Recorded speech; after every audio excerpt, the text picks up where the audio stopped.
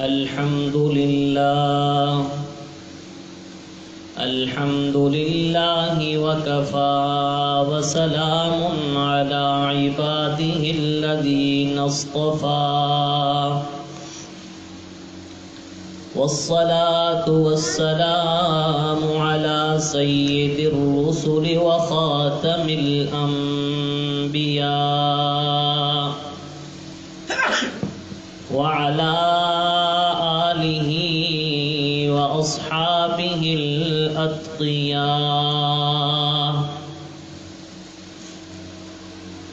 أما بعد فأعوذ بالله من الشيطان الرجيم بسم الله الرحمن الرحيم يسألونك ماذا أحل لهم قل أحل لكم الطيبات وما علمتم من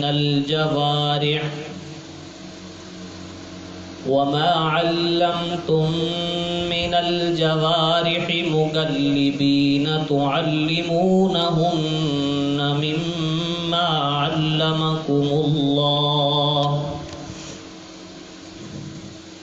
فكلوا مما أمسكن عليكم واذكروا اسم الله عليه واتقوا الله إن الله سريع الحساب اليوم أحل لكم الطيبات وطعام الذين أوتوا الكتاب حل لكم وطعامكم حل لهم والمحصنات من المؤمنات والمحصنات من الذين أوتوا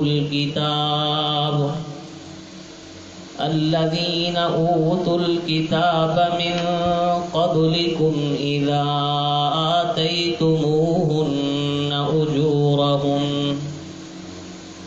أجورهن محصنين غير مسافحين ولا متخذي أخدان ومن يكفر بالإيمان فقد حبط عمله وهو في الآخرة من الخاسرين صدق الله العظيم. درود پاک.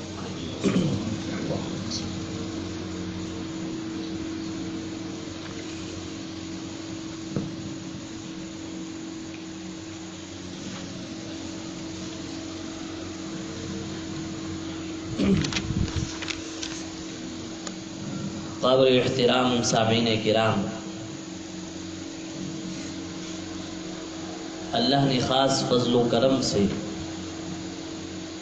ہمیں درس قرآن کی پرنور محفل میں جمع ہونے کی توفیق عطا فرمائی. اس بات میں کوئی شبہ نہیں کہ جسم کے لیے غذا اتنی ضروری نہیں جتنا دل کے لیے قرآن کی غذا ضروری ہے. اگر کسی آدمی کو ایک دن روٹی نہیں بھی ملی کوئی بات نہیں، اگلے دن اسے مل جائے گی، لیکن اگر اس کا دل قرآن کی غذا نہ ملنے کی وجہ سے مردہ ہو گیا تو ہمیشہ ہمیشہ کی ناکامی سے اس کو واسطہ پڑنے والا ہے. تو جس طرح مجھے اور آپ کو ہمیشہ یہ فکر لاحق ہوتی ہے کہ ہم اپنا اور اپنے بچوں کا 3 وقت کے کھانے کا انتظام کریں، ہونی بھی چاہیے، شریعت نے ہمارے ذمہ لگایا ہے، لیکن اس فکر کے ساتھ ساتھ اس سے بڑھ کے یہ فکر ہونی چاہیے کہ جو ہمارے دلوں کی غذا ہے قرآن مقدس، اس کو بھی سیکھنے سکھانے کا ہمارے لیے بھی ہماری اولاد کے لیے بھی انتظام ہونا چاہیے. اور جس طرح خدا نخواستہ کوئی آدمی بے روزگار ہو جائے تو وہ فکر مند رہتا ہے، سو طریقے سوچتا ہے کہ ایسے کر لوں ایسے کر لوں ایسے کر لوں، اور وہ فکر اسے بے چین کیے رکھتی ہے۔ بالکل اسی طرح اگر کبھی ہم قرآن سے محروم ہو رہے ہوں، درس قرآن کی محفل ہم سے چھوٹ رہی ہو یا قرآن کی تلاوت ہم سے چھوٹ رہی ہو، اس وقت بھی ہمیں اتنا بلکہ اس سے بھی زیادہ فکر مند ہونا چاہیے کہ ہمارا دل مردہ ہو رہا ہے۔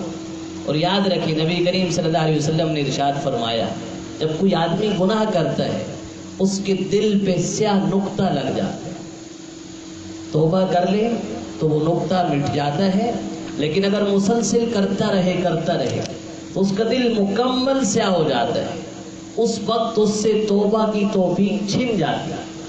تو جب ہم گناہ کرتے ہیں تو ہمارا دل سیاہ ہوتا ہے، زنگ آلود ہوتا ہے۔ نبی کریم صلی اللہ علیہ وسلم نے دلوں کا زنگ دور کرنے کے لیے 2 چیزیں بتائی ہیں، ایک موت کو یاد کرنا اور دوسرا اللہ کا قرآن۔ تو اس دل کو زندہ کیجئے، قرآن کے ریگ مار کے ذریعے اسے صاف کیجئے، ستھرا رکھیے، اور اس دل کو جب آپ ستھرا رکھیں گے، اللہ فرماتے ہیں الا من اتى اللہ بقلب سلیم، جو صاف ستھرا دل لے کے قیامت کے دن میرے پاس آئے گا، میں اس کو بغیر حساب کتاب کی جنت میں داخل کر دوں گا۔ تو یہ فکر بہرحال ہمیں ہونی چاہیے کہ قرآن سے ہم کتنے جڑے ہیں، کتنی وابستگی ہے، ہمیں کتنا شوق ہے، کتنا ذوق ہے، ہم اس سے کتنی محبت کا ثبوت دے رہے ہیں، ہم اس کی درس کی محفل میں کتنی پابندی سے شریک ہو رہے ہیں۔ اگر یہ شوق و ذوق پروان چڑھ گیا تو انشاءاللہ تعالی ہمارے بارے نیارے ہو جائیں گے اور دنیا آخرت کی کامیابیاں ہمارے قدم چومیں گی۔ سورۃ المائدہ کی پہلی 3 آیات کی تفصیل و تشریح آپ سماعت فرما چکے، جس میں رب ذوالجلال نے ہمیں حلال و حرام چیزوں کے متعلق بڑی تفصیل سے بتایا۔ اب جب یہ آیات نازل ہوئی حلت و حرمت کی قرآن مقدس میں جا بجا، تو صحابہ کرام نے سوال کیا کہ اللہ کے رسول، کچھ جانور ہمارے لیے حلال ہیں، کچھ حرام ہیں، وہ جو حلال جانور ہیں اگر ہم ان پہ اپنا شکاری کتا یا باز شکرا وغیرہ چھوڑیں، وہ جا کے ان کو مار ڈالیں، تو ان کا کیا ہوگا؟ ویسے تو وہ حلال ہیں، لیکن ہم شکار کے ذریعے جب ان کو قابو کریں، کتے کے ذریعے، باز کے ذریعے یا اور کسی شکاری جانور کے ذریعے، تو کیا وہ ہمارے لیے حلال ہوں گے یا نہیں ہوں گے؟ تو یہ صحابہ کرام نے سوال کیا، اور ایک شکاری صحابہ میں نمایاں نام ہے حضرت عدی بن حاتم رضی اللہ تعالیٰ، جو نام ورسخی تھا نا حاتم تائی، اس کے بیٹے تھے حضرت عدی بن حاتم۔ ان کو اسلام کی دولت ملی، صحابیت کا شرف ملا، اس کے ساتھ ساتھ شکار کا شوق ان کی فطرت میں شامل تھا۔ حدیث کی کتابوں میں شکار کے متعلق کثرت سے روایات حضرت عدی بن حاتم رضی اللہ تعالیٰ عنہ ہی سے مروی ہیں۔ اس آیت کی شان نزول میں ان کا نام بھی لکھا ہے، دیگر صحابہ کرام کا نام بھی لکھا ہے۔ اب دیکھیے، یسألونک، اے میرے پیغمبر آپ سے پوچھتے ہیں، ماذا احل لہم، کیا کچھ ہمارے لیے حلال کیا گیا ہے؟ اللہ نے ان کا سوال تھا شکار کے متعلق، اس کا جواب دینے سے پہلے ایک مطلق ضابطہ بیان کیا۔ اللہ نے فرمایا، دیکھو اے میرے نبی کے صحابہ جو حلت و حرمت کے بارے میں پوچھتے ہو، جتنے بھی پاکیزہ چیزیں ہیں نا، وہ میں نے تمہارے لیے حلال کر دی۔ احل لکم الطیبات، پاکیزہ چیزیں وہ میں نے تمہارے لیے حلال کر دی، اور وہ چیزیں جو پاکیزہ نہیں ہیں، گندی چیزیں ہیں، یا ان کا گوشت تمہارے لیے دینی یا دنیاوی لحاظ سے مضر ہے، وہ چیزیں میں نے تمہارے لیے حرام کر دی۔ فقہا نے لکھا ہے، مفسرین نے اس آیت کے تحت لکھا ہے کہ غور کرنے سے یہ بات واضح ہو جاتی ہے کہ جو چیزیں طبیعت کے مطابق لذیذ تھیں، پاکیزہ تھیں، اللہ نے ان چیزوں کو حلال قرار دیا، اور جو چیزیں ہمیں طبعی طور پہ بھی ناپسندیدہ تھیں، ان سے طبعاً نفرت تھی، طبعاً کراہت تھی، اللہ نے ان چیزوں کو ہمارے لیے حرام قرار دیا۔ مثال کے طور پہ دیکھیں، یہ جو خنزیر ہے، طبعاً اس سے کراہت ہے، ہمارے دلوں کے اندر طبعاً کراہت موجود ہے، اللہ نے اس کو حرام قرار دیا ہے۔ اسی طرح کتا، بلا، یہ جو بھیڑیا، کسی نے سوال کیا اللہ کے رسول بھیڑیا حلال ہے؟ آپ نے فرمایا بھلا کوئی انسان بھی بھیڑیا کھا سکتا ہے؟ یعنی آپ کہہ رہے ہیں کہ انسانی فطرت میں اس کے کھانے سے نفرت بھری ہے، یہ تو مردہ چیزیں کھاتا ہے، جو گندی چیز صاف چیز جیسے تیسے ملتی ہے اس کو کھا لیتا ہے، تو ایک سلیم الفطرت انسان بھیڑیوں کو کیسے کھا سکتا ہے؟ تو وہ چیزیں فطرتاً بھی ہمیں ناپسند تھی اور ان کا گوشت ہماری دین و دنیا کے لیے مضر تھا، اس وجہ سے اللہ نے ان چیزوں کو ہمارے لیے حرام قرار دیا۔ ہاں بسا اوقات انسان کی فطرت مسخ ہو جاتی ہے، انسان کی فطرت مسخ ہو جاتی ہے اور اسے گندی چیزیں بھی مرغوب لگنے لگتی ہیں۔ اس کی کتنی مثالیں ہیں۔ اب کسی کو آپ دیکھیں، کسی شخص کو جوا پسند ہے، وہ جوئے کو بہت پسند کرتا ہے، بڑی شوق و رغبت سے کھیلتا ہے۔ اب اس کا یہ مطلب نہیں کہ وہ انسانی فطرت کے مطابق جوا ٹھیک ہے، بلکہ ہم کہیں گے کہ اس شخص کی فطرت خراب ہو گئی ہے۔ سلیم فطرت شخص اس کا نفع نقصان سمجھتا ہے، وہ اس سے نفرت کرتا ہے، لیکن اس شخص کی فطرت ہی بدل گئی ہے۔ ایک شخص ہم جنس پرستی کو خدا نخواستہ جائز سمجھتا ہے، تو کیا وہ فطرت انسانی کے مطابق ہے؟ نہیں، وہ فطرت انسانی کے مطابق نہیں ہے۔ ہم کہیں گے اس شخص کی فطرت ہی بدل گئی ہے۔ تو اب آپ یہ نہ کہیں کہ بھئی کتنے لوگ خنزیر کھانا پسند کرتے ہیں، بھئی ان کی فطرتیں ہی مسخ ہو چکی ہیں۔ جن کی فطرت مسخ ہو چکی ہے ہم ان کی بات نہیں کر رہے، جن کی فطرتیں سالم ہیں، اللہ کی فطرت کے مطابق ان کی فطرتیں ہیں، تو وہ ان ساری چیزوں سے طبعاً بھی نفرت کرتے ہیں جن کو اللہ نے حرام قرار دیا ہے۔ لیکن یہ یاد رکھیں، یہ صرف ایک اتفاقی بات ہے کہ جو چیزیں ہمیں فطرتاً ناپسند ہیں اللہ نے انہیں حرام قرار دیا ہے، ورنہ حلت و حرمت کا اصل دار و مدار اللہ کی حکم پہ ہے، انسان کی فطرت پہ نہیں ہے۔ اللہ جس چیز کو حرام قرار دے سارا جہان اسے پسند کرتا رہے، ان کی پسندیدگی سے وہ چیز حلال نہیں ہوگی بلکہ حرام ہی رہے گی، جبکہ اللہ نے اسے حرام قرار دے دیا۔ پر اللہ فرماتے ہیں قُلْ أُحِلَّ لَكُمُ الطَّيِّبَاتُ، میں نے جو پاکیزہ چیزیں ہیں نا یہ تمہارے لیے حلال قرار دے دی۔ ایک اور بات پھر ہم آگے چلتے ہیں۔ ہر بندہ اس حقیقت کو سمجھتا ہے کہ ماحول کا انسان پہ بڑا اثر ہوتا ہے، حالانکہ ماحول ہمارے اندر نہیں گھستا۔ ماحول کا مطلب یہ ہے ماحول، جو ارد گرد ہو، یہ عربی کا لفظ ہے حول، اس کا معنی طرف، ارد گرد۔ ماحول جو ہمارے ارد گرد ہو ان کا اثر۔ اردو کا محاورہ ہے خربوزہ خربوزے کو دیکھ کے رنگ پکڑتا ہے، تو وہ بھی اس بات کی طرف اشارہ ہے کہ ماحول انسان کی طبیعت پہ زبردست قسم کا اثر انداز ہوتا ہے۔ نیک لوگوں کی صحبت رکھنے والے، ان کی فطرت نیک ہو جاتی ہے، ان کی طبیعت نیکی کی طرف مائل ہو جاتی ہے، اور جو بد فطرت لوگ ہوتے ہیں، گندے ماحول میں رہتے ہیں، اچھے ماں باپ کی اولاد ہونے کے باوجود بھی گندے ماحول کا اثر انہیں گندا بنا دیتا ہے۔ اب دیکھیں ماحول جو انسان کے اندر نہیں ہے باہر ہے، وہ جب انسان پہ اچھے اور برے اثرات مرتب کرتا ہے تو گوشت جو انسان کے جسم کا جز بنتا ہے وہ کس طرح اچھے اور برے اثرات نہیں رکھے گا۔ ماحول سے زیادہ انسان کی خوراک انسان پہ اثر مرتب کرتی ہے۔ تبھی اللہ فرماتے ہیں پاکیزہ چیزیں کھاؤ تاکہ تمہاری طبیعت پاکیزہ ہو جائے۔ پاکیزہ ماحول میں رہنے سے ہم پاک بنتے ہیں، اس سے زیادہ پاکیزہ غذاؤں کا اثر ہمارے جسم پہ ہوتا ہے۔ اللہ نے پارہ نمبر 3 میں کیا فرمایا؟ یا ایھا الرسل کلوا من الطیبات واعملوا صالحا، اے رسولو پاک کھاؤ واعملوا صالحا، اور پھر اچھے کام کرو۔ مفسرین لکھتے ہیں اچھے کاموں کے پیچھے اللہ نے پاکیزہ غذا کا ذکر کیا۔ کیوں؟ پاکیزہ غذا اچھے عمل کرانے میں بڑا اثر رکھتی ہے۔ جن کی غذا پاک ہوتی ہے، جو حرام کے لقموں سے بچتے ہیں، حرام کی خوراک سے بچتے ہیں، ان کی طبیعت نیک کاموں کی طرف جلدی مائل ہوتی ہے، اور حرام کھانے والے نماز میں کھڑے بھی رہتے ہیں لیکن ان کی توجہ کبھی اللہ کی طرف نہیں جاتی، یا ان کو مسجد میں آنے کی توفیق ہی نہیں ملتی، ان سے سجدوں کی توفیق سلب ہو جاتی ہے، جو انسان کے لیے سب سے زیادہ بلندی والا مقام ہے، اس کی وجہ ان کی گندی خوراک ہوتی ہے۔ تو گندی خوراک ہمیں نیک کاموں سے روکتی ہے۔ تو اللہ نے فرمایا تم نے پاکیزہ چیزیں کھانی ہیں، احل لکم الطیبات، تمہارے لیے پاکیزہ چیزیں حلال ہیں، انہیں کھاؤ اور حلال طریقے سے کما کے کھاؤ۔ اب دیکھیں جس طرح خنزیر کا گوشت حرام ہے، اسی طرح رشوت کے پیسوں سے لیے ہوا بکرے کا گوشت بھی حرام ہے۔ خنزیر تو ہم نہیں کھاتے، نام بھی ہم لینا گوارا نہیں کرتے، لیکن رشوت اور سود کے پیسوں سے ہم بازار سے چیزیں لا لا کے کھاتے ہیں، اپنے جسم میں ڈالتے ہیں۔ تو کیا خنزیر جو حرام ہے وہ برے اثرات ہماری خوراک بننے کے بعد رکھتا ہے؟ تو یہ جو ہم خود حرام خرید کر کے اپنے گھر میں لے کے آتے ہیں، کیا اس کا کوئی اثر نہیں ہوگا؟ کیا اس کا کوئی اثر مرتب نہیں ہوگا؟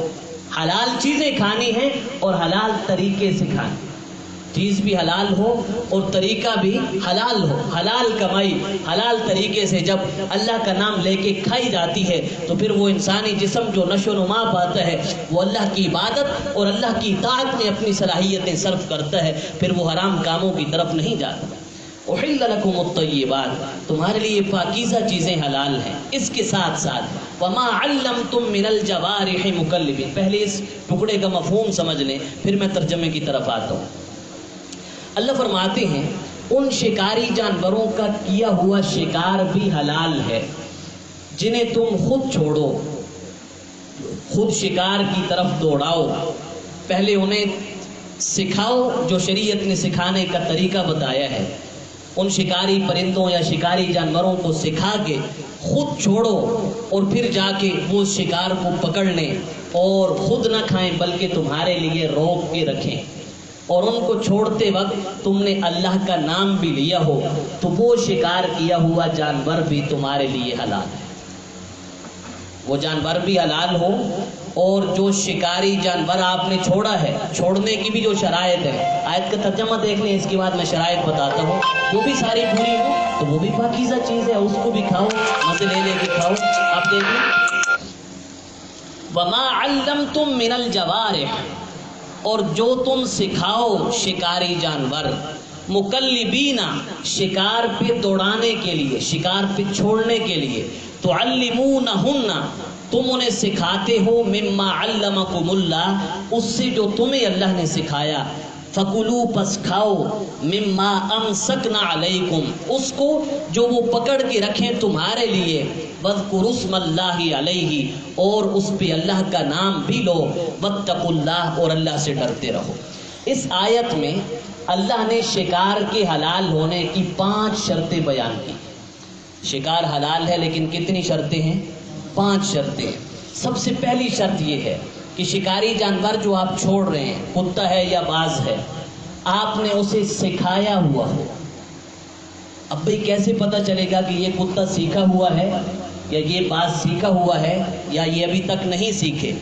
تو کتے کی تعلیم یہ ہے، شکاری کتے کا سیکھنا یہ ہے کہ جب آپ اسے شکار کی طرف دوڑائیں وہ جا کے شکار کو پکڑ لے، خود نہ کھائے بلکہ تمہارے لیے روک کے رکھے، اور کم از کم 3 مرتبہ ایسا ہو۔ ایک بار آپ نے شکار پہ چھوڑا، اس نے جا کے خرگوش کو یا کسی چیز کو پکڑا، خود نہیں کھایا بلکہ مالک کا انتظار کیا، آپ نے جا کے اس سے شکار لے لیا، دوسری مرتبہ بھی، تیسری مرتبہ، جب 3 مرتبہ کتا اس امتحان میں پاس ہو جائے گا تو پھر اسے سیکھا ہونے کی سند مل جائے گی۔ پھر شریعت کہتی ہے کہ اب یہ کتا سیکھا ہے، اب جب بھی آپ اس کو اللہ کا نام لے کے، باقی شرطیں میں بعد میں بیان کرتا ہوں، ان شرائط کے مطابق آپ شکار کے لیے کتا چھوڑیں گے تو وہ شکار تمہارے لیے حلال ہو جائے گا۔ اور جو باز یا پرندہ کوئی شکرہ وغیرہ ہے، اس کی تعلیم یہ ہے، اس کے سیکھے ہونے کا معیار یہ ہے کہ آپ اس کو شکار کی طرف جب چھوڑیں، اب دیکھیں شکاری پرندہ یا شکاری جانور جب شکار کی طرف جاتا ہے تو بڑے جوش و جذبے کے ساتھ جاتا ہے۔ اب اللہ فرماتے ہیں کہ تم نے سکھانا ہے۔ اب باز کا سیکھنا یہ ہے کہ آپ اسے شکار کی طرف چھوڑیں، وہ پوری رفتار سے جا رہا ہو، آپ اسے واپس بلائیں، سیٹی ماریں تو وہ شکار کو چھوڑ کے تمہارے حکم کی تعمیل کے لیے تمہارے پاس آ جائے، ایک بار بھی، دوسری بار بھی، تیسری بار بھی، تو یہ باز سیکھا ہوا ہے، یہ باز سیکھا ہوا ہے۔ کتے کا سیکھنا یہ ہے کہ وہ جا کے کھائے نہیں، مالک کے لیے چھوڑ دے، اور کم از کم 3 مرتبہ وہ ایسا کرے تو ہم حکم لگا دیں گے کہ اب یہ کتا سیکھ چکا ہے۔ اور باز کا سیکھنا یہ ہے کہ جب وہ شکار کی طرف اڑ کے تیزی سے جا رہا ہو، آپ اسے بلائیں واپس آ جائے، اور 3 مرتبہ اگر ایسا ہو وہ باز واپس آ جائے تو اب اس باز کو سیکھا ہونے کی سند مل گئی۔ اب جب باقی شرطیں پائی جائیں گی تو وہ حلال ہو جائے گا۔ تو بہرحال پہلی شرط یہ ہے کہ وہ شکاری جانور سیکھا ہوا ہو. اگر کوئی اناڑی جانور یا اناڑی پرندہ جا کے کسی شکار کو پکڑ لیتا ہے، وہ مر جاتا ہے، تو وہ ہمارے لیے حلال نہیں ہوگا. دوسری شرط یہ ہے جو مکلبین کے لفظ سے سمجھ میں آتی. پہلی شرط ہے وما علمتم، جو تم نے سکھایا ہو، تعلیم. دوسری شرط سمجھ میں آ رہی ہے مکلبین، کہ وہ جو جانور یا پرندہ شکار کی طرف گیا ہے از خود نہ گیا ہو، اپنی مرضی سے رسی توڑا کے کتا نہ نہیں گیا، بلکہ آپ نے خود اسے اشارہ کیا کہ وہ شکار کی طرف جاؤ یا پتھر پھینکا، آپ کے بھیجنے سے وہ گیا ہے. اگر کوئی ایسے ہی خود بخود شکار کی طرف چلا جاتا ہے تو وہ جا کے شکار کو قتل کر دیتا ہے، تو وہ شکار بھی حلال نہیں ہوگا. کتنی شرطیں ہو گئی؟ 2. سیکھا ہوا ہو اور چھوڑا ہوا ہو، خود بخود شکار کی طرف نہ جائے. تیسری شرط یہ ہے فَكُلُوا مِمَّا أَمْسَكْنَا عَلَيْكُمْ، کہ وہ جو کتا آپ شکار کی طرف بھیج رہے ہیں وہ جا کے شکار میں سے خود نہ کھائے. امسکنا، وہ شکار کو روک لے، پکڑ لے، قابو کر لے. علیکم، تمہارے لیے، خود نہ کھائے بلکہ مالک کے لیے روک کے رکھے، تو تب شکار حلال ہوگا. اگر کتے نے اس میں سے خود کھا لیا تو وہ شکار حلال نہیں ہوگا. اور یہ جو شرط ہے امساک والی، یہ کتے کے لیے ہے، باز کے لیے نہیں. اگر باز تھوڑا بہت خود کھا بھی لے تب بھی وہ جانور حرام نہیں ہوتا. لیکن کتا جب کھائے گا تو میں نے بتایا کتے کا سیکھنا ہی یہ ہے کہ وہ جانور کو کھائے نہیں. تو جب کھا لے گا معلوم ہوگا کہ یہ سیکھا ہوا ہی نہیں ہے، تو پہلی شرط ہی نہیں پائی جائے گی، وہ حرام ہو جائے گا. تو بہرحال کتا جا کے اس کو روک لے، پکڑ لے، خود نہ کھائے. تو یہ 3 شرطیں ہو. چوتھی شرط وَاذْكُرُوا اسْمَ اللَّهِ عَلَيْهِ، جب تم کتے یا باز کو چھوڑنے لگو، شکار کی طرف دوڑانے لگو، تو اس پہ اللہ کا نام لے لو. اگر اللہ کا نام نہیں لوگے اس وقت بھی وہ شکار تمہارے لیے حلال نہیں ہوگا. اب ذبح کے وقت بھی شریعت کہتی ہے آپ نے جانور پہ اللہ کا نام لینا ہے، اور اگر جان بوجھ کے کسی نے بسم اللہ چھوڑ دی تو وہ جانور کیا ہو جائے گا؟ مردار ہو جائے گا، حرام ہو جائے گا. بالکل اسی طرح شکار چھوڑتے وقت بھی اگر کسی نے جان بوجھ کے بسم اللہ چھوڑ دی تو وہ شکار کیا ہو جائے گا؟ حرام ہو جائے گا. اب یہاں مفسرین نے ایک نقطہ لکھا ہے. نقطہ یہ ہے کہ دیکھیں ہم کوئی بھی چیز کھاتے ہیں زیادہ سے زیادہ بسم اللہ پڑھنا مستحب ہے. آپ کھانا شروع کرتے ہیں تو آپ بسم اللہ پڑھیں، پانی پیتے ہیں آپ بسم اللہ پڑھیں، اور کوئی چیز کھاتے ہیں بسم اللہ پڑھ لیں، مستحب ہے. اگر آپ نے نہ پڑھی تب بھی وہ چیز حلال ہی رہے گی، حرام نہیں ہوگی. لیکن ذبح کے وقت جانور کو ذبح کرنے کے لیے یا شکار کو چھوڑنے کے لیے اللہ نے بسم اللہ کو شرط قرار دی ہے. اب اگر یہاں آپ جان بوجھ کے بسم اللہ نہیں پڑھیں گے تو وہ جانور کیا ہو جائے گا؟ حرام ہو جائے گا. اب اس کی وجہ کیا ہے؟ روٹی کھائیں بسم اللہ نہ پڑھیں تب حلال، جانور کو ذبح کریں بسم اللہ نہ پڑھیں تو وہ حرام. فرق کیا ہے؟ وجہ فرق کیا ہے؟ اس کی وجہ یہ لکھی ہے کہ دیکھیں جاندار ہونے میں تمام جاندار چیزیں برابر ہیں. جاندار ہونے کی حیثیت سے کسی کو فوقیت حاصل نہیں ہے. جس طرح ہمیں ذبح ہونے سے تکلیف ہوتی ہے، درد ہوتا ہے، اسی طرح گائے بکری کو بھی ذبح ہونے سے کیا ہوتا ہے؟ درد ہوتا ہے، تکلیف ہوتی ہے. وہ بھی زیرو چیزیں ہیں، ہم بھی زیرو چیزیں ہیں. اب اللہ نے ہمارے لیے ان چیزوں کو حلال کیا ہے، حالانکہ جس طرح ہماری جان پیاری ہے ان کی جان بھی پیاری ہے. ہمیں تکلیف ہوتی ہے، انہیں بھی تکلیف ہوتی ہے، لیکن اللہ نے خصوصی کرم کر کے ہمارے لیے ان کی جان نکالنا جائز قرار دیا ہے. تو یہ اللہ کا بہت بڑا کرم ہے. اتنے بڑے کرم پہ بھی جو اللہ اکبر کہہ کے اللہ کا شکر ادا نہ کرے گا اس کے لیے وہ جانور حلال نہیں ہو. سمجھیے میری بات؟ وہ بھی جاندار، ہم بھی جاندار، وہ ہمارے لیے حلال ہے. بھائی کیوں؟ یہ اللہ کا خصوصی کرم ہے. جب اللہ کا خصوصی کرم ہے تو ہمارا حق بنتا ہے کہ ہم اس کو ذبح کرتے وقت اس پہ اللہ کا نام بلند کریں، بسم اللہ اللہ اکبر کہیں. اگر ہم نہیں کرتے تو ہم جس مالک نے وہ ہمارے لیے حلال کیا تھا اس کی بہت بڑی ناشکری کر رہے ہیں. اور ایسے ناشکرے کی سزا یہی ہے کہ اس کے لیے وہ جاندار جس کو اب اس نے ذبح کیا ہے وہ حلال نہیں ہونا چاہیے. اور بالکل یہ شکاری جانور بھی جا کے اس چیز کو مار ڈالتے ہیں، تو ان کو چھوڑتے وقت بھی بسم اللہ کا پڑھنا ضروری ہے. اگر بسم اللہ نہیں پڑھی گئی تو وہ جانور حلال نہیں ہوگا.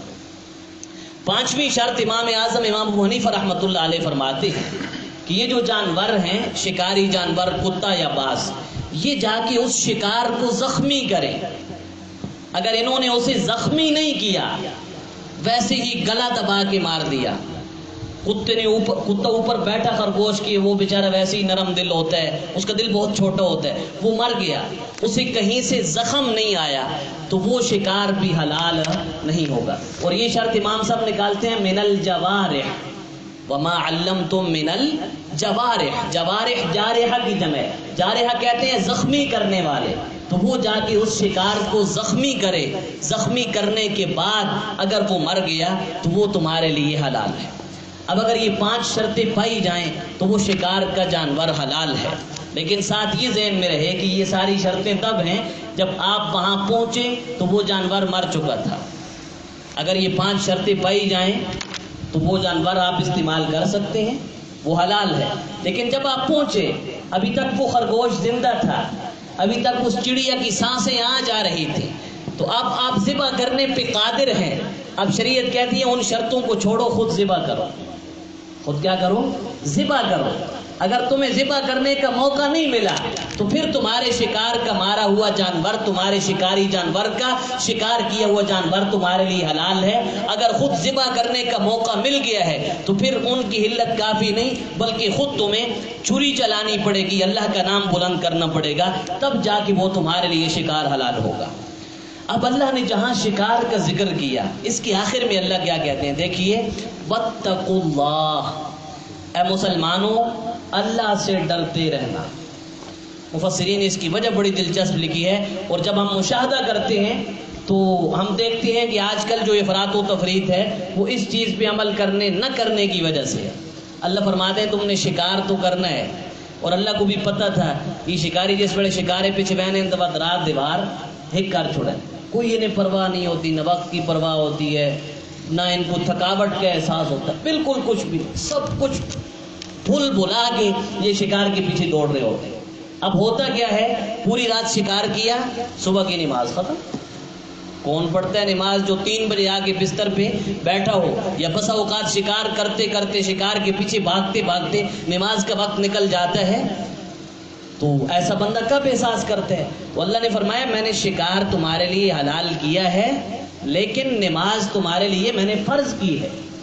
تو ایک جائز کام کے لیے فرض کو چھوڑنا یہ کہاں جائز ہو سکتا ہے؟ جو جائز کام بھی ہمارے فرائض میں رکاوٹ کا سبب بن رہا ہو، اس کام کو چھوڑ دینا چاہیے، اس کے پیچھے نہیں بھاگنا چاہیے. تو شکار بے شک حلال ہے، قرآن سے ثابت ہے، حدیث سے ثابت ہے، اس میں کسی کو کوئی اختلاف نہیں ہے. لیکن اختلاف اس بات میں ہے کہ ساری رات شکار کیا جائے اور نماز کا اہتمام نہ کیا جائے، نماز کا وقت نکل جائے، نماز کا احساس نہ ہو، یا بیوی بچوں کا احساس نہ ہو. گھر میں نوجوان بیوی اکیلی چھوڑ کے صاحب رات کو شکار کرنے کے لیے گئے ہیں، یہ بھائی کہاں کی عقل مندی ہے؟ یہ کہاں کا انصاف ہے؟ بیوی بچوں کے حقوق پورے کرو، جو تمہیں فارغ وقت ملتا ہے اس میں جا کے تم شکار کرو، شریعت تمہیں اس سے منع نہیں کرتی. لیکن شکاری کے لیے بھی واتقوا اللہ، اللہ کا خوف اس کے دل میں موجود ہونا چاہیے. اب اللہ کا خوف جب دل میں موجود ہو تو شکار جس کو آپ کر رہے ہیں وہ بھی اللہ کی مخلوق ہے، اس کے بارے میں بھی نرم جذبات پیدا ہو جاتے ہیں. تو ان دنوں میں شکار نہیں کرنا چاہیے جن دنوں میں پرندوں نے بچے نکالے ہوئے ہوتے ہیں. گندم کے جب دن ہوتے ہیں ان دنوں میں پرندوں نے انڈوں سے بچے نکالے ہوئے ہوتے ہیں. اب آپ ماں کو شکار کر لیتے ہیں تو اس کے بچے بھوک سے مر جائیں گے. ٹھیک ہے شکار حلال ہے، لیکن اللہ نے ہمیں عقل و شعور کی دولت سے بھی تو نوازا ہے، کچھ اسے بھی تو استعمال کرنا چاہیے کہ ہم کیا کر رہے ہیں. ایک جان لے کے اس کے ننھے بچوں کی بھی ہم نے جان لے لی، تو ان کا کیا قصور تھا؟ وہ چلو اس کو تو ہم نے ذبح کیا، کھا لیا، یہ ضائع نہیں گئی، ہمارے کام آ گئی. لیکن اس کے 3 ننھے بچے جو ماں کے انتظار کرتے کرتے ان کی آنکھیں خشک ہوئیں اور بھوک سے وہ تڑپ کے مر گئے، اس کا ذمہ دار کون ہوگا؟ تو ان چیزوں کا خیال کرتے ہوئے خوف خدا بندی کو اپنے دل میں بسا کے تم نے شکار کرنا ہے، وہ شکار تمہارے لیے حلال ہے. لیکن اگر شکار میں افراط و تفریط سے کام لوگے، یاد رکھو ان اللہ سریع الحساب، اللہ پہ حساب لینے والا ہے، ہر چیز کا حساب لے گا. غلطیاں بے شک تمہاری زیادہ ہوں گی لیکن وہ بھی صرف حساب لینے والا نہیں ہے، سریع الحساب. بڑی سرعت سے بڑی جلدی سے حساب لینے والا ہے. اس کے لیے کوئی مشکل نہیں ہے کہ وہ تم سے حساب لے. تو اس کے حساب کا خوف اپنے دل میں رکھو اور تقویٰ کی شمع کو روشن رکھو. اس تقویٰ کی شمع کو روشن رکھ کے تم شکار بھی کر سکتے ہو, دنیا کے باقی کام دھندے بھی کر سکتے ہو, تمہیں کوئی پریشانی نہیں ہو. الیوم احل لکم الطیبات, اوپر بھی اللہ نے بیان کر دیا پاکیزہ چیزیں تمہارے لیے حلال ہیں. اب دوبارہ اللہ کہہ رہے ہیں الیوم, آج کے دن. یہ آیات اتری تھی میدان عرفات میں 10 ذی الحجہ کے دن, 9 ذی الحجہ کے دن. تو اللہ فرماتے ہیں الیوم احل لکم الطیبات, آج کے دن میں نے تمہارے لیے پاکیزہ چیزیں ہمیشہ کے لیے حلال قرار دی. احل لکم الطیبات, یہاں دوام کا بیان ہے کیونکہ یہ قرآن کی آخری نازل ہونے والی آیتیں ہیں. اب وحی کا سلسلہ بند ہونے والا ہے. میں نے اپنے نبی کو 63 بہاریں دیکھنے کے لیے دنیا میں بھیجا تھا. اب میں اس کو اپنے پاس جنت میں بلانے والا ہوں. اب جبریل امین وحی لے کے دھرتی پہ نہیں آئیں گے. اب حلت و حرمت کا باب بند ہو چکا ہے. اللہ نے جو چیزیں حلال کی ہیں اب قیامت کی صبح تک انہیں کوئی حرام نہیں کر سکتا, اور جو چیزیں اللہ نے حرام قرار دی ہیں اب قیامت کی صبح تک انہیں کوئی حلال قرار نہیں دے سکتا. حلت و حرمت کا دروازہ بند ہو چکا ہے. الیوم احل لکم الطیبات, آج کے دن پاکیزہ چیزیں ہمیشہ کے لیے حلال کر دی گئیں. اس سے ہمیں یہ بھی سمجھ میں آ گیا کہ جو ناپسندیدہ چیزیں ہیں, خنزیر, مردار, اس طرح کی چیزیں جو پیچھے گزر چکی ہیں, یہ ہمیشہ کے لیے حرام قرار دی جا چکی ہیں. اب باقی حلت و حرمت کے مسئلے تو واضح ہو چکے ہیں. ایک چیز باقی رہ گئی تھی کہ بھائی مسلمان تو جب ذبح کرے یا شکار پر شکاری جانور چھوڑے اللہ کا نام لے کے, وہ حلال ہو جائے گا. لیکن وہ جانور جس کو کوئی یہودی یا عیسائی ذبح کرتا ہے, اس کے ذبیحہ کا کیا حکم ہے؟ کیا وہ ہمارے لیے جائز ہوگا یا نہیں؟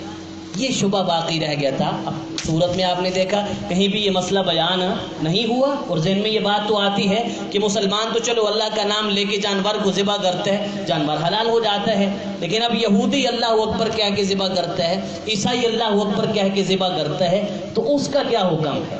اللہ نے فرمایا وَطَعَامُ الَّذِينَ أُوتُوا الْكِتَابَ حِلٌّ لَكُمْ, اور جن لوگوں کو کتاب دی گئی, تورات دی گئی, انجیل دی گئی, زبور دی گئی, ان کا ذبیحہ حل لکم, تمہارے لیے حلال ہے.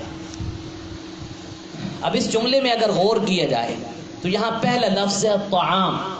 طعام ویسے مطلق کھانے کی چیز کے لیے آتا ہے کہ ان کا کھانا تمہارے لیے حلال ہے. لیکن مفسرین کا اتفاق ہے کہ یہاں عام کھانا مراد نہیں ہے, وہ تو سب کا حلال ہے. صرف یہودی عیسائی نہیں, اگر مجوسی بھی آپ کو گندم کی بوری دیتا ہے تو آپ اس کو استعمال کر سکتے ہیں, کھا سکتے ہیں, اس میں کسی قسم کا کوئی حرج نہیں ہے.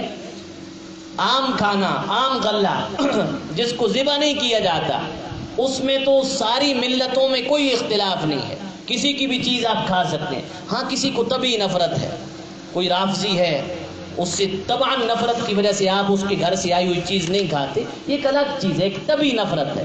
لیکن اصول و ضابطے کی بات یہ ہے کہ ذبیحے کے علاوہ جو باقی چیزیں ہیں, ان یہ کسی بھی مذہب کا بندہ آپ کو دے, آپ کے لیے لینا جائز ہے اور کھانا جائز ہے. ایک آدمی نے مجھ سے مسئلہ پوچھا, لوگ بھی بسا اوقات بڑے بڑے مسائل پہ عمل نہیں کرتے, مثلا 5 ٹائم نماز فرض ہے, اس کا اہتمام نہیں ہے, چھوٹے چھوٹے مسئلوں کے پیچھے پڑ رہتے ہیں, حضرت یہ کیا, یہ کیا, یہ کیا. تو اس نے مجھ سے مسئلہ پوچھا کہ میری دکان کے سامنے تندور ہے, وہ بد عقیدہ لوگوں کا ہے, تو کیا میں ان سے روٹیاں لے سکتا ہوں؟ تو میں نے اسے کہا بھائی وہ کوئی روٹیاں کو کے دینے, وہ کوئی ذبح کر کے دیتے ہیں, کوئی بات ہے؟ جو ضروری چیزیں ہیں ان کو ہم نے چھوڑ دی ہیں, چھوٹے موٹے مسئلوں کے پیچھے پڑ گئے ہیں. تو بھائی یہ روٹی, گندم, ان چیزوں میں تو کوئی اختلاف سرے سے ہے ہی نہیں. جھگڑا ہے کہ انہوں نے جو جانور ذبح کیا ہے اس کا کیا حکم ہے. کیونکہ ایک طرف اللہ کہتے ہیں کہ جن لوگوں نے بھی شرک کیا نا, ان کے سارے اعمال ضائع. اسی آیت کے آخر میں بھی آئے گا وَمَن يَكْفُرْ بِالْإِيمَانِ فَقَدْ حَبِطَ عَمَلُهُ, جس نے کفر کیا اس کے عمل ضائع چلے جائیں گے. تو اب بظاہر ذہن میں یہ بات آتی ہے جب اس کے سارے عمل ضائع ہیں تو وہ جب ذبح کے وقت بسم اللہ اکبر کہتا ہے تو یہ عمل بھی کیا ہونا چاہیے؟ ضائع ہونا چاہیے, اور اس کا جانور حرام ہونا چاہیے. اللہ فرماتے ہیں نہیں, اس کا یہ جو عمل ہے آخرت میں ثواب کے لحاظ سے ضائع. کہ اسے اس پہ ثواب، مشرک لاکھ مرتبہ لا الہ الا اللہ کی تسبیح پڑھ لے اسے ایک نیکی بھی نہیں ملتی، اور موحد بندہ ایک مرتبہ لا الہ الا اللہ پڑھے اسے 10 گنا ثواب عطا کر دیا جاتا ہے۔ تو یہ ثواب کا ملنا یا نہ ملنا اس کا تعلق کس کے ساتھ ہے؟ آخرت کے ساتھ ہے۔ دنیا میں اگر وہ بسم اللہ یا اللہ اکبر پڑھ کے ذبح کر رہے ہیں تو وہ جانور تمہارے لیے کیا ہوگا؟ حلال ہے۔ تو پہلی بات یہ طے ہو گئی کہ طعام سے مراد یہاں ہر کھانا نہیں بلکہ ذبیحہ مراد ہے۔ کیا مراد ہے جی؟ ذبیحہ۔ دوسرے نمبر پہ آتے ہیں الذین اوتوا الکتاب، جنہیں کتاب دی گئی۔ اب دیکھیں اسکول میں جو بچے پڑھتے ہیں وہ بھی کتاب ہے، دنیا کا کوئی مصنف لکھتا ہے وہ بھی کتاب ہے، تو کتاب سے کیا مراد ہے؟ تو اس پر بھی تمام مفسرین کا اتفاق ہے کہ کتاب سے مراد آسمانی کتاب ہے، اور آسمانی کتاب بھی یہ نہیں جس کو لوگ کہتے ہوں کہ یہ آسمانی کتاب ہے۔ ہندوؤں کی جو مذہبی کتابیں ہیں وہ انہیں بھی آسمانی کہتے ہیں۔ کتاب سے مراد وہ آسمانی کتاب ہے جس کا آسمانی ہونا قرآن و سنت سے معلوم ہوا، اور وہ کون کون سی ہیں؟ تورات، زبور اور انجیل۔ یہ آسمانی کتابیں ہیں جن کا آسمانی ہونا قرآن و سنت سے معلوم ہوا ہے۔ تیسرے نمبر پہ اوت الکتاب، جن کو کتاب دی گئی، اس سے کیا مراد ہے؟ اس سے مراد ہے جی یہودی اور عیسائی۔ مکہ مکرمہ کے اندر، مدینہ منورہ کے اندر جو نبی کریم صلی اللہ علیہ وسلم نے وقت گزارا تو وہاں چونکہ یہودی بھی تھے، عیسائی بھی کبھی کبھار آ جاتے تھے، ان کے ساتھ واسطہ پڑتا تھا، تو اللہ نے فرمایا کہ یہ جو یہودی اور عیسائی ہیں یہ اہل کتاب ہیں، انہیں کتاب دی گئی ہے، تو جن کے پاس آسمانی کتاب ہو ان کا ذبیحہ تمہارے لیے حلال ہے۔ ایک بات۔ دوسری یہ بات یقینی تھی کہ اس وقت کے جو عیسائی اور یہودی تھے وہ حقیقی معنی میں عیسائی اور یہودی نہیں تھے۔ اللہ خود قرآن میں کہتے ہیں، انشاءاللہ اگلے صفحے پہ آ گئے، یحرفون الکلم عن مواضعہ، انہوں نے تورات میں تحریف کی تھی، تبدیلیاں کی تھیں۔ عیسائیوں نے انجیل میں تحریف کی تھی، تبدیلیاں کی تھیں، اور وہ یہودیت اور عیسائیت کو نام تو لیتے تھے لیکن حقیقتاً یہودی اور عیسائی نہیں تھے، بلکہ خود قرآن کہتے ہیں وقالت الیہود عزیر ابن اللہ وقالت النصارى المسیح ابن اللہ۔ یہودیوں نے کہا حضرت عزیر اللہ کے بیٹے ہیں، عیسائیوں نے کہا حضرت عیسیٰ اللہ کے بیٹے ہیں، لیکن اس کے باوجود اللہ نے کہا کہ ان کا ذبیحہ تمہارے لیے کیا ہے؟ حلال ہے۔ تو یہ بات بالکل واضح ہو گئی کہ ان کا اپنے دین پہ صحیح طریقے سے عامل ہونا مراد نہیں ہے۔ دیکھیں اگر وہ یہودیت اور عیسائیت پر صحیح معنی میں عمل کرتے تو وہ مسلمان ہوتے۔ حضرت موسیٰ نے نبی کریم صلی اللہ علیہ وسلم کی بشارت نہیں دی تھی، تورات میں نبی کریم صلی اللہ علیہ وسلم کی تعریفیں نہیں تھیں، آپ کا تذکرہ نہیں تھا، انجیل کے بارے میں قرآن نہیں کہتا حضرت عیسیٰ کے بارے میں وَمُبَشِّرًا بِرَسُولٍ يَأْتِي مِن بَعْدِ اسْمُهُ احمد، کہ حضرت عیسیٰ خوشخبری دے کے گئے میرے بعد آئے گا اور میرے بعد ایک رسول آئے گا جس کا نام احمد ہوگا۔ تو حضرت عیسیٰ بشارت دے کے گئے، تورات میں خوشخبری موجود ہے۔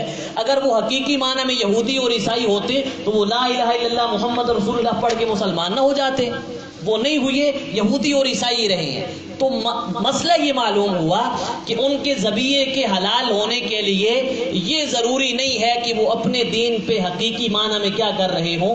عمل کر رہے ہوں۔ اچھا بھائی یہ بھی مراد نہیں، یہ بھی نہیں، یہ بھی نہیں، تو کیا مراد ہے؟ بس مختصر سی بات یہ سمجھ لیں کہ اہل کتاب سے مراد وہ لوگ ہیں جو کسی بھی آسمانی کتاب کو ماننے کا دعویٰ کرتے ہیں، لیکن آسمانی کتاب میں یہ ذہن میں رکھنا ہے کہ آسمانی کتاب سے وہ ہے جس کا آسمانی ہونا قرآن و سنت سے کیا ہو چکا ہو؟ واضح ہو چکا۔ جو کسی بھی آسمانی کتاب کو ماننے کا دعویٰ کرتے ہوں، خواہ اس پہ عمل کرتے ہوں یا نہ کرتے ہوں، ان کا ذبیحہ حلال ہے، لیکن یہ یاد رکھیں ان کے ذبیحے کے حلال ہونے کے لیے وہ شرط بھی ہے جو مسلمان کے ذبیحہ کے حلال ہونے کے لیے شرط ہے کہ ذبح کرتے وقت وہ کس کا نام لیں؟ اللہ کا نام لیں۔ اسی صورت کے دوسری جز میں آ رہا ہے، وہ تو آج میں نہیں کر سکوں گا، میرے پاس 7 منٹ ہیں، لیکن وہاں اللہ نے کہا ہے کہ اہل کتاب کی عورتیں بھی تمہارے لیے حلال ہیں، ان کا ذبیحہ بھی حلال ہے اور ان کی عورتیں بھی حلال ہیں۔ اب دنیا میں بہت سارے مذاہب ہیں، لیکن اللہ نے اہل کتاب کا ذبیحہ حلال قرار دیا، اہل کتاب کی عورتوں سے نکاح حلال قرار دیا، باقیوں سے نہیں۔ مسلمان کا ہندو عورت سے نکاح نہیں ہو سکتا، سکھ کے ساتھ نکاح نہیں ہو سکتا، سکھ عورت کے ساتھ، بدھ مت کے ماننے والوں کے ساتھ نکاح نہیں ہو سکتا، لیکن یہودیہ یا عیسائیہ کے ساتھ ہو سکتا ہے۔ ان کا ذبیحہ نہیں کھا سکتا، سکھوں ہندوؤں وغیرہ کا اہل کتاب کا ذبیحہ کھا سکتا ہے۔ یہ وجہ فرق کیا ہے کہ اس مذہب والوں کے لیے، اہل کتاب کے لیے اللہ نے ذبیحہ بھی جائز قرار دیا، ان کی عورتوں سے نکاح بھی جائز قرار دیا۔ اس کی وجہ یہ ہے کہ تمام تر تبدیلیوں کے باوجود بھی، تمام تر تحریفات کے باوجود بھی ان کی ذبح کا طریقہ بھی وہی ہے جو مسلمانوں کا ہے، ان کے نکاح کا طریقہ بھی وہی ہے جو مسلمانوں کا ہے۔ تو طریقے میں چونکہ وہ ہمارے ساتھ شریک ہیں، وہ بھی اللہ کا نام لینا ضروری سمجھتے ہیں۔ اب دیکھیں، اگر کوئی مسلمان جان بوجھ کے اللہ کا نام نہیں لیتا، ذبیحہ اس کا بھی حرام ہے۔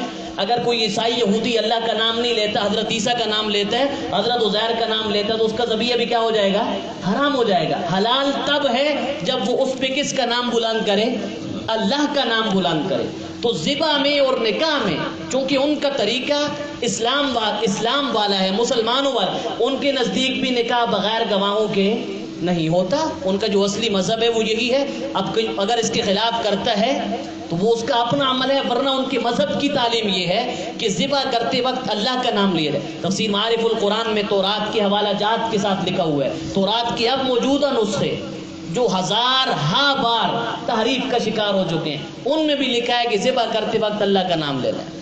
ان میں بھی لکھا ہے کہ نکاح کے لیے گواہوں کا پاس ہونا ضروری ہے۔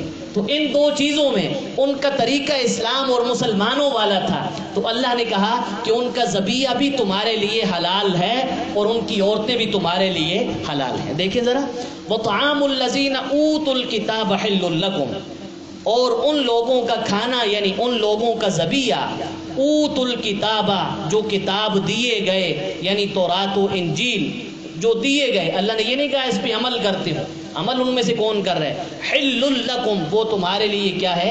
حلال ہے۔ اب اس سے ایک مسئلہ بڑے واضح طریقے سے نکھر کے سامنے آ جاتا ہے کہ دیکھیں، تورات منسوخ کتاب ہے، انجیل بھی منسوخ کتاب ہے۔ تو ایک آدمی تورات کو ماننے کا دعویٰ کرتا ہے، انجیل کو ماننے کا دعویٰ کرتا ہے، اور ذبح کے وقت اللہ کا نام لیتا ہے، تو اس کا ذبیحہ کیا ہو جاتا ہے؟ حلال ہو جاتا ہے، حالانکہ وہ کتابیں کیا ہیں؟ منسوخ ہیں۔ اب ایک آدمی جو قرآن کو ماننے کا دعویٰ کرتا ہے، لا الہ الا اللہ محمد الرسول اللہ بھی زبان سے پڑھتا ہے، نبی کریم صلی اللہ علیہ وسلم کو آخری رسول بھی مانتا ہے، لیکن بیچارہ جہالت کی وجہ سے شرک میں مبتلا ہے، وہ ذبح کرتے وقت جب اللہ کا نام لے تو کیا اس کا ذبیحہ جائز ہوگا یا نہیں؟ آپ خود اپنے ضمیر سے پوچھ لیں کہ وہ بندہ جو ایک منسوخ کتاب کو ماننے کا دعویٰ کر رہا ہے، ایک منسوخ کتاب، اور اس نبی کو نبی مان رہا ہے جس کی نبوت اب باقی نہیں رہی، وہ کلمہ پڑھ رہا ہے جو کلمہ اب چلتا نہیں ہے، وہ اللہ کا نام لے کے ذبح کرتے ہیں، ساری امت کہتی ہے اس کا ذبیحہ حلال ہے۔ ایک آدمی جو منسوخ کتاب نہیں، قرآن کو ماننے کا دعویٰ کرتا ہے، کسی اور نبی کا نہیں، حضرت محمد صلی اللہ علیہ وسلم کا کلمہ پڑھتا ہے، آپ کو نبی ماننے کا دعویٰ کرتا ہے، لیکن جہالت کی وجہ سے وہ شرک کے اندر مبتلا ہے، تو جب وہ بھی اللہ کا نام لے کے کسی جانور کو ذبح کرے گا تو اس کا ذبیحہ بھی کیا ہوگا؟ حلال ہوگا۔ اب آپ کہیں بھائی وہ جو شرک کر رہے ہیں تو کیا عیسائی شرک نہیں کر رہے؟ میں نے کہا عیسائیوں کا شرک قرآن سے ثابت ہے، وقالت الیہود عزیر ابن اللہ وقالت النصارى